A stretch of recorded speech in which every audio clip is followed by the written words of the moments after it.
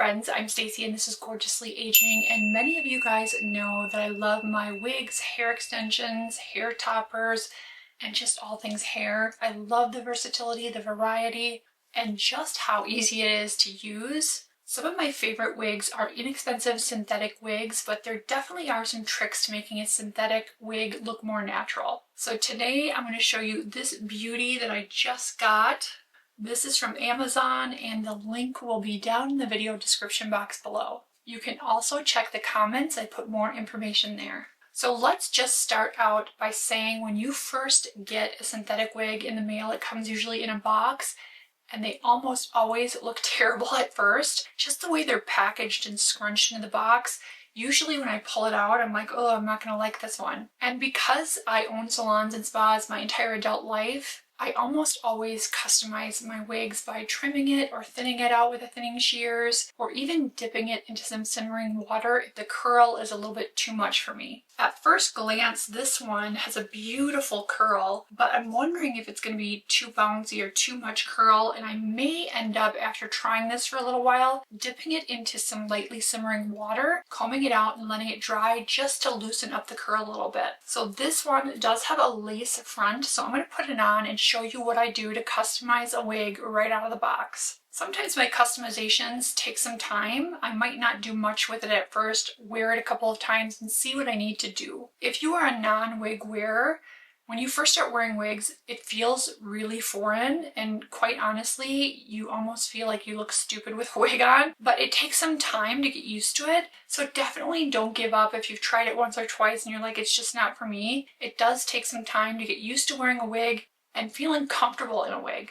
We're used to seeing ourselves a certain way, so when we see ourselves differently, it can look really weird. I'm going to start out by taking some Chi helmet head. I have my hair back in a pony and then just clipped up with some bobby pins. I kept a little bit of my natural hair out, and I'm just going to go ahead and give my hair a little spray just to make it a tiny bit sticky. Then I'm going to go ahead and put on this wig and just pull it down in the back.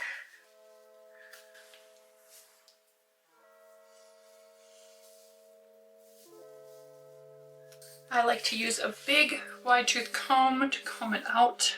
And generally synthetic wigs will look almost too shiny or too fake, and you may need to put some texture spray on it just to kind of take down that unnatural shine and make it look a little bit more natural. The great thing about synthetic wigs, besides their great price point, is that they hold their style. So if you get it wet and wash it, let it air dry, it goes right back to the same curl it had before. With human hair wigs, when you wash it, you have to recurl it and restyle it. Now this one does have some baby hairs, so we can just kind of spray them off if we don't want to have baby hairs on our forehead, or some people even cut them off when they trim the lace. So I'm going to pull the lace here and use some small scissors. They're just like some nail scissors. And I like to make sure to get the hair back and be careful of your natural hair. And I'm just going to pull it back with a scrunchie. And then I'm going to take my scissors, and these kind of have a curve. I want to make sure the curve is following the curve of my head, so it's curving in. And then I'm going to pull this out away from my ear and just kind of almost like zigzaggy, because we don't want it to be too straight. I'm going to get it as close, watching my natural hairs, but as close to the hairs as possible. And I'm not too worried about the tiny baby hairs because I'm not going to style them into my style. So if some of these little baby hairs in the front come off, that's okay. If you want them, then you have to just be careful and work around them.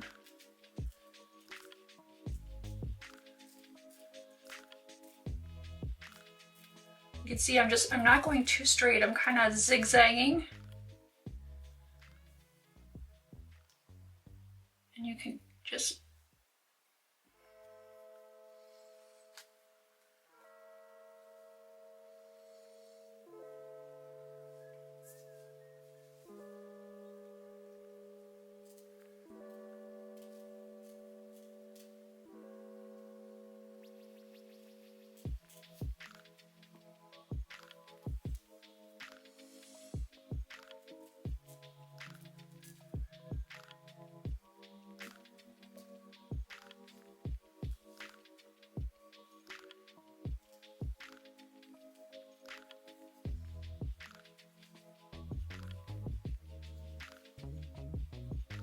Being careful here not to cut my natural hair off.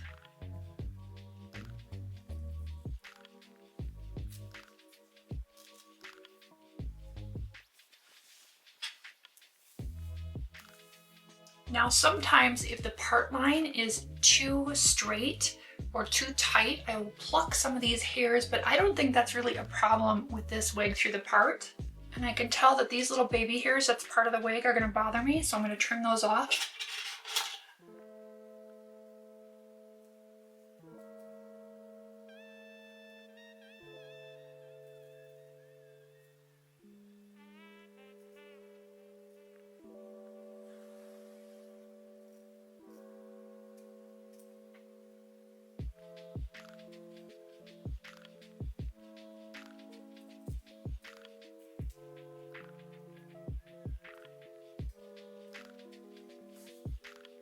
There are some clips in this wig that help it stay in place.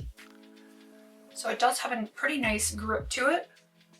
So before I go in and add layers or decide if I'm going to thin it, I usually like to wear it for a couple of days and see how I feel about it. If you naturally have really fine thin hair and you have a wig that's really dense, that's part of the reason you may not like it. It's just too much hair compared to what you're used to.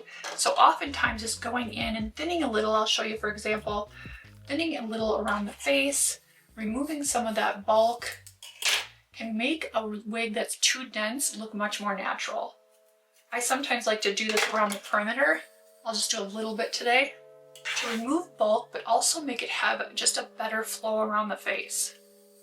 Like right here is pretty bulky, so I'm just gonna go through and run the thinning shears down this just a little bit and remove some of that density so it looks a little bit more natural. And sometimes this takes a little bit of time to wear the wig and really figure out where you feel like it's too dense and customize it to your preferences. Plucking some of these hairs out from the lace, just taking them a few at a time to make the part a little wider is often really helpful if the part is too tight. But I like to wear it for a few days and then decide, because if you go willy-nilly cutting and thinning out a wig and you go too far, you can always do it little by little, but if you've gone too far, you can come back.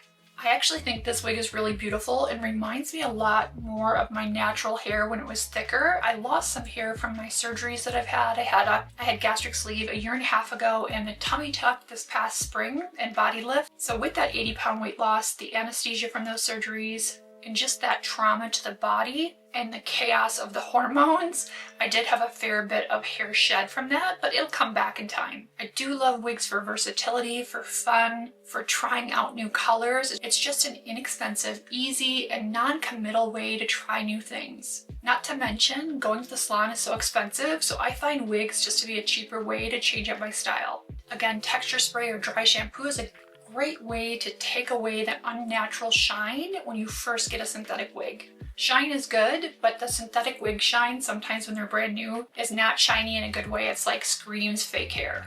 I really love rooted wigs that have a little darkness at the root that get lighter as they go down because I think they look more natural. I have in the past ordered wigs that are like all one color and I've never liked them. That's my personal preference. I think these look more natural on me. What do you guys think of this wig? I think it is really, really pretty. I'll definitely get a lot of wear out of this one. Thank you so much for watching. If you have any suggestions for videos or things you'd like to see in regards to skincare, beauty, makeup, hair, wigs, let me know in the comments. I'd love to hear from you. Be good to yourselves and to others. I'll see you next time.